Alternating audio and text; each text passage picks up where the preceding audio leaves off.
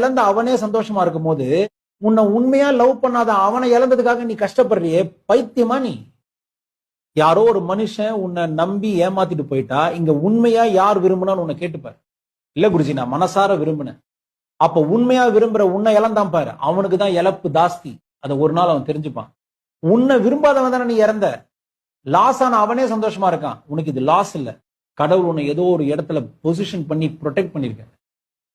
ஆனா அது கஷ்டம், உனக்கு கஷ்டம் இருக்கு, ஒத்துக்கிறேன். ஆனா லாஸ் அவனுக்கு தான். இப்ப அவனுக்காக ப்ரூவ் நான் சொல்ல மாட்டான், அவனுக்கு ப்ரூவ் பண்ணி காட்டான். அவன் பெரிய புடிங்கி நீ அவனுக்கு ப்ரூவ் பண்ணி காட்டணும்?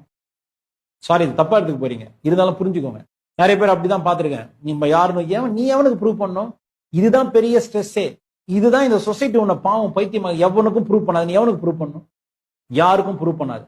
அப்படி ப்ரூவ் பண்ணணும்னு ஆசைப்பட்டா உனக்கு நீ உண்மையா இருக்குன்னு உனக்கு மட்டும் ப்ரூவ் பண்ணு. கடவுளுக்கு கூட ப்ரூவ் பண்ணாது. அவசியமே கிடையாது, அவசியமே கிடையாது.